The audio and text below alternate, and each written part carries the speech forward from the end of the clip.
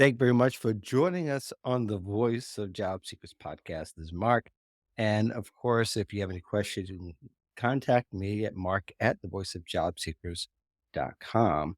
And also, you can contact me on LinkedIn. This is a LinkedIn live stream. It's also streaming to Twitter and YouTube. So you should be able to see where you're at and participate in the chat. If you have any questions, we'll try to get to you.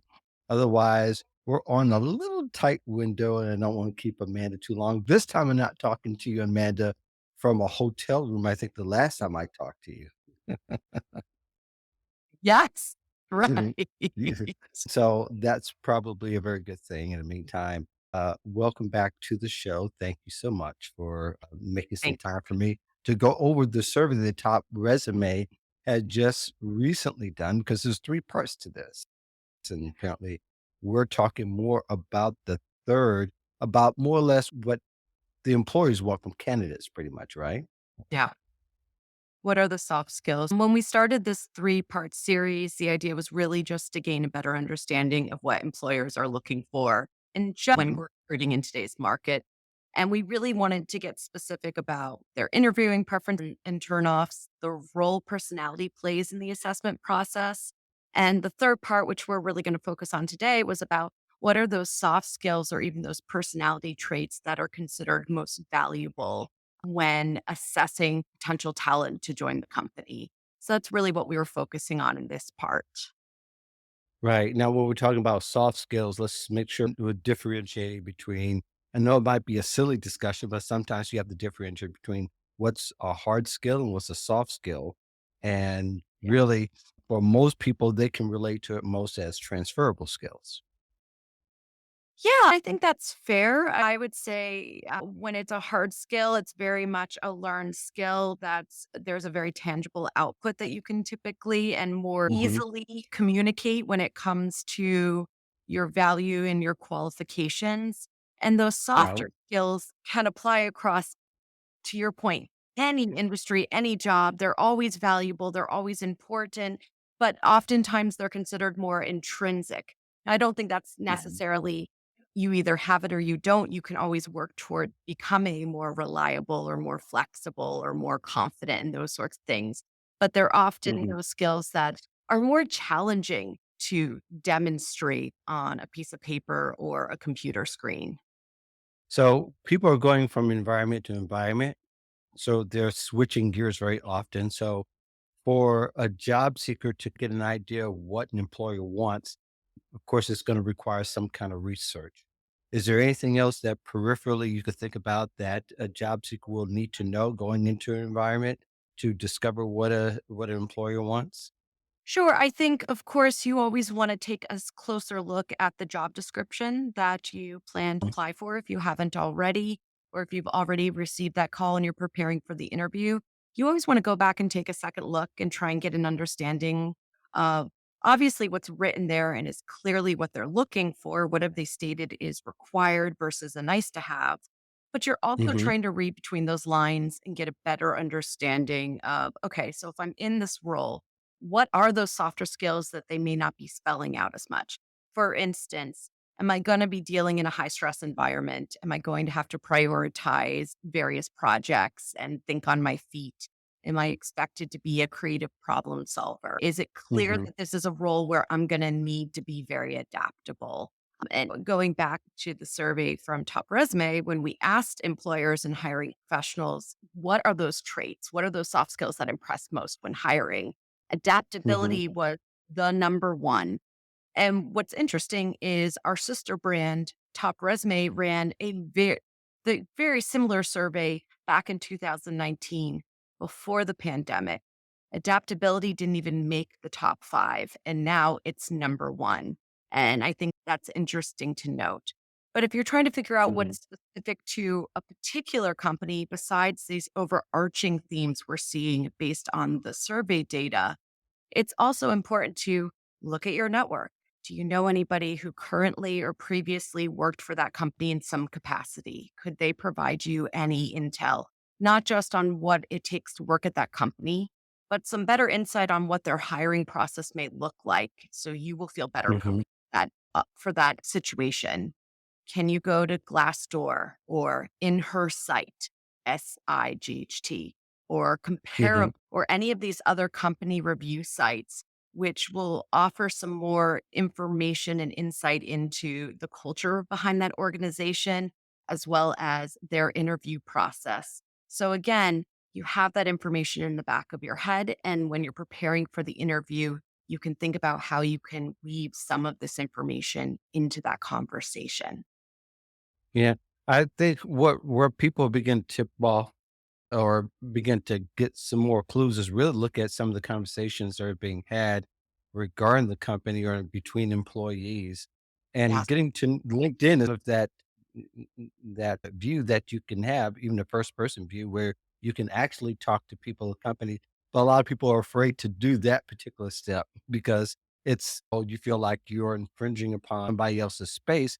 That might be a little true, but people on LinkedIn all kind of know now that's also part of the game in which you start to have those conversations, even if they're within a group or even they're outside a group, but you grew some familiarity with someone on LinkedIn and then you went outside of that environment. But anyway, LinkedIn has kind of become that tool that people can go to really get a firsthand because you don't even need to talk to someone, right? You can Kind connect of with avoid. someone and you can look at their last few months conversations to see what they're talking about.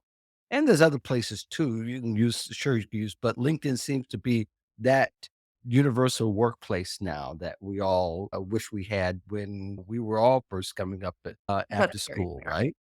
I mean, what better way to get some better insight into, say, your future, your prospective hiring manager than to follow them on LinkedIn and see what they're putting out there? What are they saying about Absolutely. what are they actually taking the time to post about and put original content on? Because that gives you great insight to what they care about. And what's nice is that LinkedIn does have that. Obviously, it's got a professional, primarily professional, but you're seeing people Hmm. more open up about other things these days. Excuse me, even if it's the triathlon they participated in or their beloved pet. And so you're seeing a little bit of that stuff start to come through a lot more in recent years. I think that's always interesting and helpful because it's also helping you find bridges between that individual so that when you do have that conversation, you can more quickly build rapport. Excuse me. Oh, that's all right. Do your thing. I was going to insert that I call it professional, and that's PRFESSIONAL. That's personal, confessional, professional in the sense that people are giving an idea now, giving this window, said, this is who I really am. Now, there's argument about how fruitful that can be, but for sure, it definitely gets more engagement from other people outside. So, wow, this is a real person and I can relate to this person. Let me go ahead and connect with this person. And I think that makes that other conversation about adapting to a new workplace and finding out more intel about the company and its culture than drawing them into you personally, because a lot of times that leads to other conversations that are very productive and useful for that job seeker. Yeah, I 100% agree. I think for so long there was a very big brick wall in between your personal and your professional life and the brand that you portrayed in your professional life. With the pandemic, with being forced to work from home, with the changes, that brick wall had to come down and those lines have continued to blur. And in some ways, yeah, it's probably not for the best, but in a lot of ways, it's humanized the workplace. How Yeah. many times have you had a pet or a child pop up in a video when you're speaking to somebody or you're in a meeting? It's just more natural these days. And while that could have been the worst thing that could have ever happened to you years ago, now I think there's a little bit more acceptance and it does offer a bit Sure. more insight into somebody's real personality. What is it like to truly work with that individual? And we know Hmm. based on the research, this is something, again, that TopResume had asked in one of the other parts of the series, how important is personality? And it's among the top three things. And more importantly, they'd love to have some better insight into that before they even got you up for an interview. So it's okay to provide those little opportunities. And I think we're also seeing that just across the board when it comes to LinkedIn. We're seeing a little bit more about people. And to your point, it is in some ways, you're seeing a little bit more of that confessional come through. Yeah, yeah. I think I won't go into personal conjecture here, but I think it would have to do with adaptability and perhaps why employers are really attracted to and how would a candidate show adaptability to the workplace, to the work. Yeah. What does that mean in a skill matter? Yeah. So it's interesting because it wasn't necessarily on the radar even those 3, 4 years ago, and now it's the Mhm, number one, personality trait or soft skill that we're seeing employers really look out for and prioritize. And I think there are a few reasons for that. It became much mhm, more important when suddenly we were flung working from home. Layoffs are taking place, industries are changing, companies are being forced to adapt to the changing marketplace.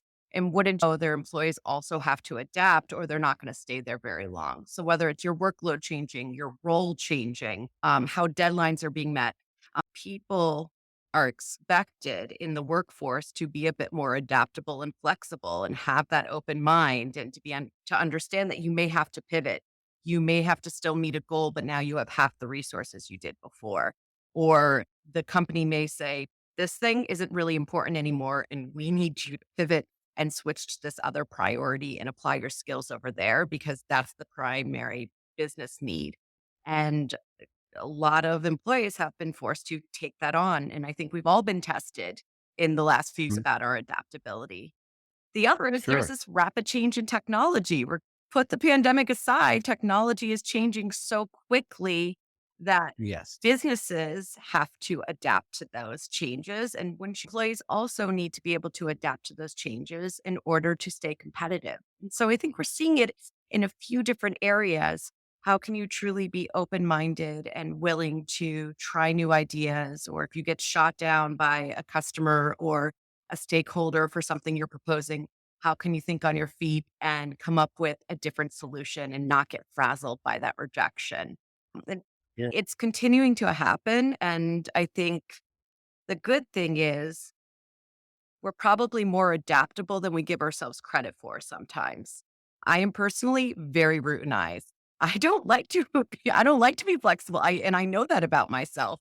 But I've also worked in Right. startups my entire career. So while I may be known as someone who likes to stay the course and have a certain plan and not derail, Mhm. the reality is I've spent my entire career having to be flexible and adaptive. And so Yeah. even if it's something you don't think you're naturally good at, the reality is you're probably doing more of it than you think, and you can always work on it.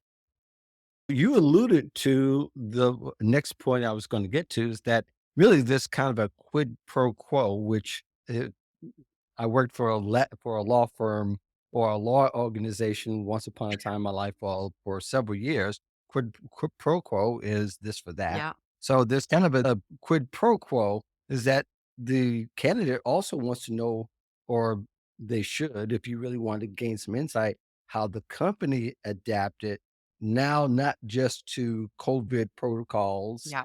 but also how did they adapt to the changing landscape of technology, how fast they are, because they're thinking not just for this job, but they're thinking for the next job. Yeah. Is that are you always behind? And am I jumping in where my skills may have to take a step two back instead of taking a couple of steps Yeah. forward? And I think it also goes into this idea that you really want to get a better sense of the company's stability.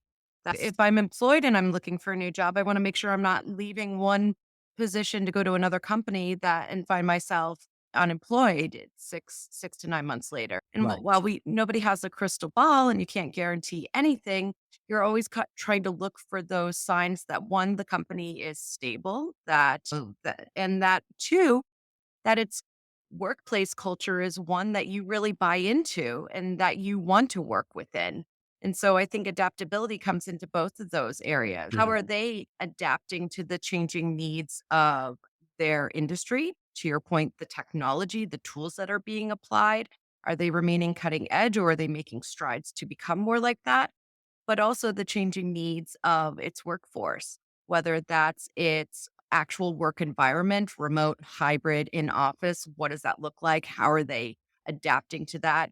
We keep seeing that pendulum swing one way to another. Everybody was remote. And now I'm hearing news of many companies trying to force people back completely into the office and putting their Yeah. foot down. And the pendulum just keeps swinging. So, what does that look like?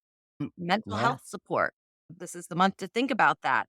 Oh, how are they adjusting to that priority that's really been placed upon employers, or this need that's been placed upon employers, as well as Mhm. DEI, right? These are all things that have taken on greater importance and value for so many candidates out there. Has Mhm. the company addressed those, or is it falling on deaf ears? So I see all of Yeah. those as their ability to listen and adapt to the changing needs of not only the marketplace, but also their workforce. So now we're getting into what kind of questions would a job candidate these days ask to gauge the Yeah. adaptability. Of course, you have to address it head on. There's no roundabout way in doing that. And particularly sensitive areas like DEI, which a lot of companies have scaled back their Yep. efforts in implementing those policies or implementing those changes they once were very zealous about at one Yeah. point. They've gone from that point. That kind of gives a clue for that person who really values that part, what that really says about the company. Are they truly talking that, or truly walking that walk, or is it simply talk and they're throwing something on their careers page Right, right. to check Or box, which, or if they had 3 years of DEI, what did they yeah, learn? yeah, And that could tell you a lot about their yeah. adaptation to the times and to understanding. And they say we promote great culture, but if you didn't learn anything from DEI and you had to lay people off because of that, kind of speaks for itself. And that's the kind of language that the job seeker should be trying to understand and trying to parse out between the good and the I bad. think an interviewer, or employer, recruiter is never going to turn to a candidate and say, "Are you adaptable?" Or "Tell me how are you?" You know, Yeah, yeah, you can't ask that same blunt question to an employer or a recruiter, whoever is being, you're being interviewed by. But I do think there are questions you can get at as to what steps have you taken in the last 12 months toward increasing your DEI programs, and what have you learned from them? There's always, of course, yeah, background information you can do just looking at what is the diversity of that, of its management structure, its executive team. Who are you talking to during the interview and application process? yeah. If it's all white guys, chances are that's an indication they really haven't changed. But having said that, though, I'm glad you said that. That goes to a candidate being able to getting the candid answer from an employer Yeah, and what that actually says about the employer. If I don't get a candid answer, and it goes both yeah, ways, if each of you're not getting the really honest yeah, answer, not let's not say open because that's too, let's say get the real honest yeah, answer, then understand that people are going to be skeptical, uh, 100%. and the right candidate is going to be skeptical, Yeah, and it's going to go both ways. So yes. this is probably a dance that candidates and employers are going to do for a long Yeah. time. Everybody on both sides, I always say that interviewing is a two-way street, right? You're both Absolutely, interviewing one yes, another. And in both instances, authenticity is important. Honesty yeah, is important. And you know what? Both sides can typically tell when the other side of that table or screen is giving you that little soundbite that they've rehearsed that rings hollow, that doesn't ring true. And I think that's so yeah, important. Again, going back to what are the traits that impress most? Number one may be adaptability, but number three is authenticity, and number five is honesty. So, wouldn't you hmm, know, that's so important. And I think of that especially in the context of Chat GPT these days, yes, and how things can just be spat out and they can look polished and they can look nice, but do they really true? Do they really describe you? Is it really, can you really speak to your resume with authenticity? And I think hmm, that all comes back into play in the same thing. If someone's asking, how adaptable you are, or, tell me about a time when you've had to juggle competing priorities. What did you do? Tell me about a time when things didn't go your way or Mhm. your idea was rejected. How did you handle that situation? These are all ways that you can demonstrate how adaptable you are. But more importantly, if it didn't work out well, what did you learn from that experience? And what would you do differently next time? And I think to Yeah. your point with Oh, and through your programs, right? If they're mhm. DIF or if it's mentorship program, whatever it might be, it's fine to admit that it didn't all work out great. The What's really important is to acknowledge that, to acknowledge what you learned and to explain what you would do differently or what the company is planning to do differently in order to, have a better outcome the next time around. Yeah. Or even asking, what was the last idea you took from an employee and had them work with you all the way through the whole process? Yeah. That can tell you a lot about how they value their employees. And if they have a hard time answering it, that's their Yeah. answer. Yep. And, Oh, and unfortunately, I understand that very held close to their chest. But these days, the biggest lesson I think we've learned over the last 2 years, good employees and good candidates will too. yeah. And therefore, what you're going to expect, they're going to expect. So you've got to decide, how far are we willing to go Yeah. to get the right candidate that will fit our culture. If you really, you have to be self-aware enough to be of your own culture to understand that. 100%. If that's not a priority for your company right now, whether that's good PR or not, you can say, we're not focused on that right now. And frankly, that's probably for the best. Just if you're asked about some trait that you truly don't believe in as a job seeker, you're better off being candid. Obviously, you want to remain professional. You don't want to go into too much information, but you do want to be honest. The reality is it's not going to be a good fit. And that's so incredibly Right. important. I can't tell you how many companies I've watched hire someone who is a rock star, who everybody loved. And we wanted that person because we wanted that type of culture, but they were the one and only person who personified that culture and wouldn't show. Those are the people that typically burn out quickly, get really disappointed, and leave you. And then are leaving Yeah. awful. And so you have to start changing within before you start hiring these cheerleaders. Oh, if that's not what you're focused on at the moment, or you're Right. realistic that it hasn't been a priority. It's something we want to do now. We would love to have you on board to help us start getting there, but it's going to be an uphill battle or a rough road ahead. Whatever it is, it doesn't have to be DEI. It could be something else. It could be, Right. But DI honestly has been the litmus test, so to yes, speak, right? yes, In yes, our culture is whether we really have taken steps yeah, forward, and we won't have to answer that here. right. But all that to say is that kind of people can look at those kind of things and say, Did you the most challenging?" We all know that was the most challenging part of the changes that we were all trying, even more challenging to some degree than remote work itself. Mm. But we can all argue that in another discussion. I know that you have to go, but I appreciate you spending some time with me this time. If people want to get a hold of you, of course, they can go to your LinkedIn Yeah. profile, those who are LinkedIn. But is there another way of people who are outside of LinkedIn and want to have a conversation with you? Sure. They can email me at jobsearchamanda.com, and you can find my publications on Fast Company and on Top Resume. Good deal. Thank you very much. And the best of everything to you. For everybody else, thank you very much for joining us. And hopefully, you will have a great day. We will see you soon. Thanks so much, Mark. Thanks, everyone. Have a great rest of your day.